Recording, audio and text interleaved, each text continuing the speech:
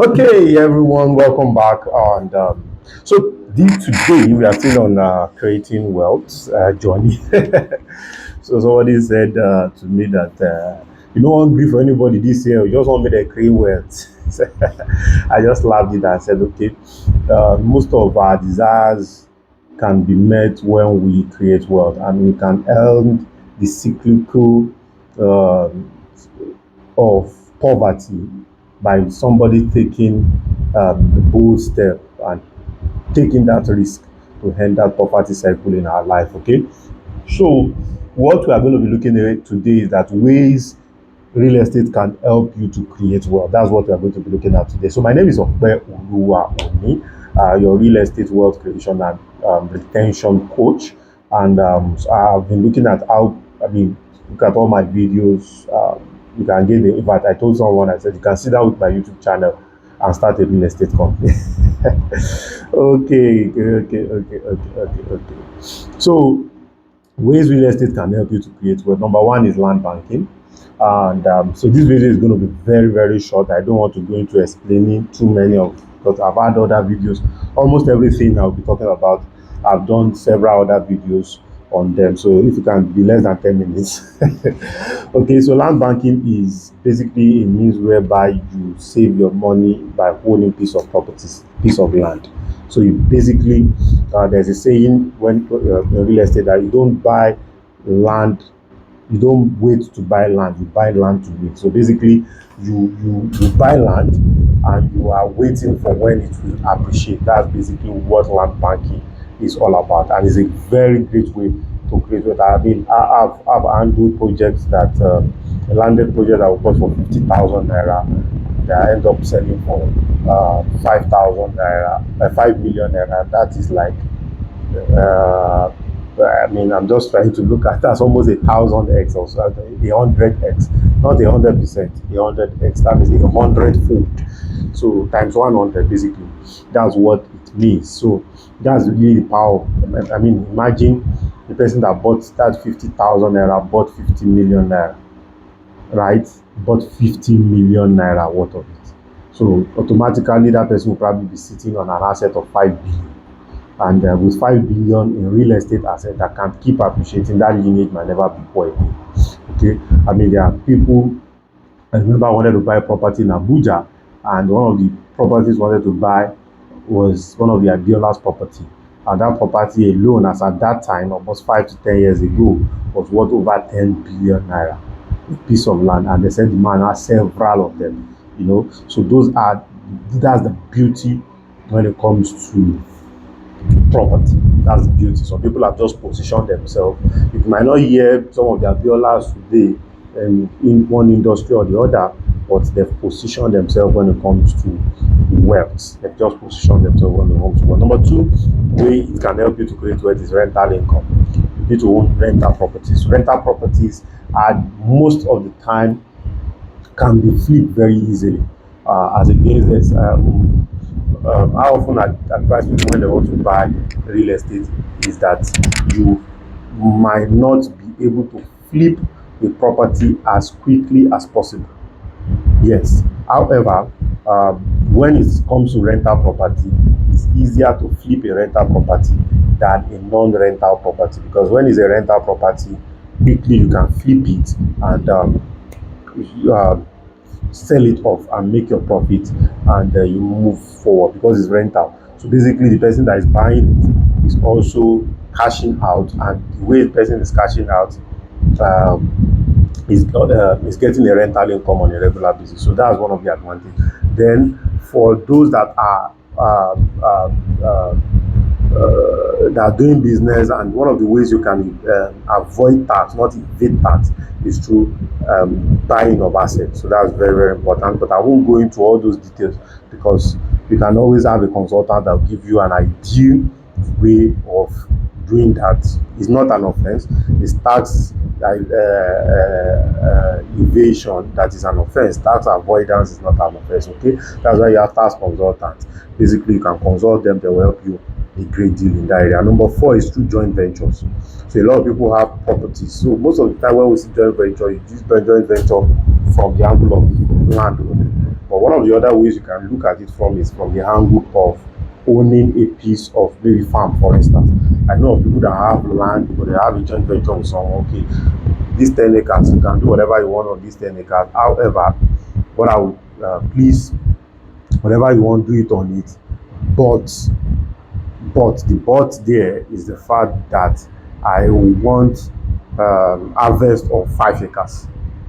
I want it, but use this land as long as you want. So what it's helping the farmer in a way, because the farmer does not need to pay rent to use the land or buy the land, and at the same time he's just paying back with the produce. And so it's joint ventures. The same way it can work for a house, it can also work for a whole lot of other things. And also owning a multi-property is key. In fact, owning a multi-property is key. I remember that I was having a conversation with a man about 15 years ago, and he told me that by the time he's 40, he will have had 2 kids, right? And he is going to own two uh, multi-properties. I mean, blocks of flat and all of those things.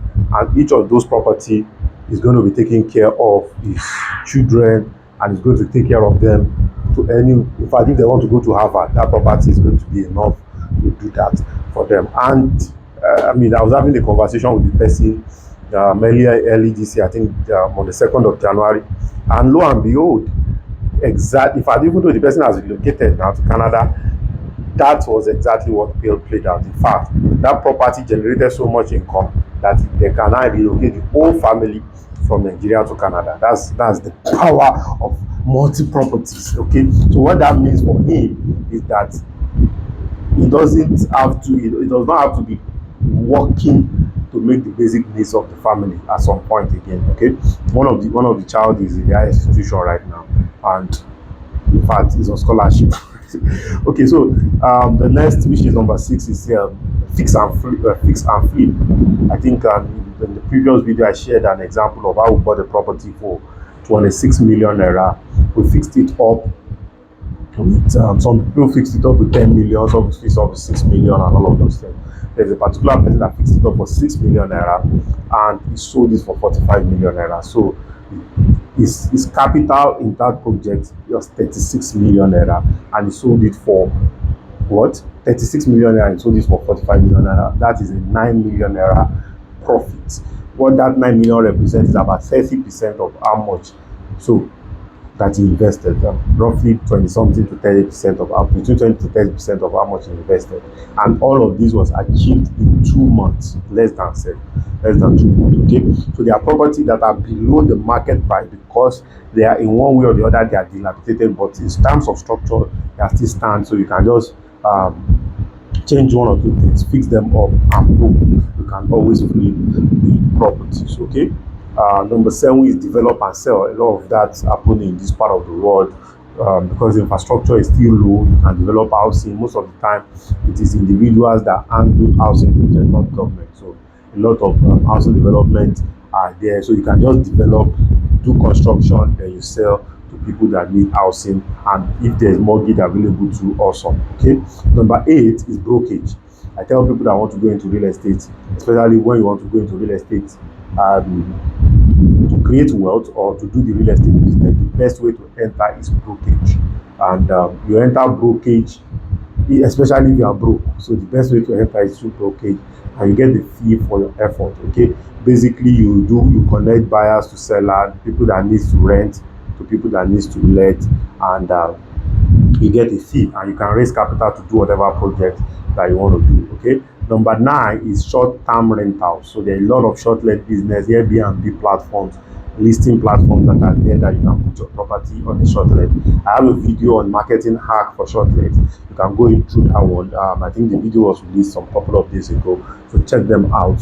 So it's very, very important. Number 10, commercial properties. Even though we are in the season where commercial properties are not really the in thing, but there are a lot of mixed-use apartments that are available both for residential and commercial property. For instance, somebody reached out to me. She owned a fashion house And during COVID, she transited from owning a separate office for her fashion business and separate office for residents. It needs to put everything into one because COVID forced people to do that. And they realized that it helped her work-life balance. And she grew between 2020 and 2023 so much that in 2024 she now needs a bigger apartment. So she's looking for something that is where she can be staying and be working at the same time. Also house some of her staffs and some of the staff that work with her on her project. So this needs to identify. So there's a niche in that commercial properties. Even though yes, a lot of companies still need physical office to operate, but commercial property is actually a dying breed. Assault. Then number 11 is resort and hospitality. Okay, we are in the age and time where a lot of people are depressed. They need things to cheer them up. They need to have fun. They need to catch fun. It's the age and time that we are in. So resort and hospitality will help you to achieve that. Then number 12 is basically we are in the business of raising capital through other people. It is called the OTM, other people's money. Okay, so you can go into financing, you can go into crowdfunding, you can also go into real estate investment trust fund. You can set it up, you can register it, you can brokerage it, you can be a finance brokerage. You see, when it comes to real estate, they are basically the owners of the land in terms of development, the experts in terms of developer, and the financier. So most of the time, that's the way the tripartite dimension work. Okay, so basically that's the way the tripartite dimension works. So it depends on where you are now playing in.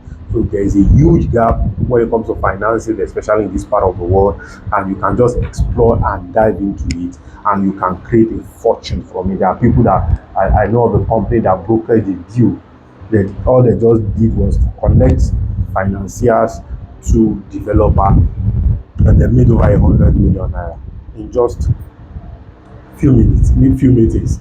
Right. So those are the beautiful thing when it comes to real estate, investment, real estate, financing, and using other people's money to develop assets. Okay. So my name still remains Ope Oluwa Oni. I hope this has helped you and you've been able to gain one or two things from it. Okay. So like, share, and subscribe. Thank you very much. Bye.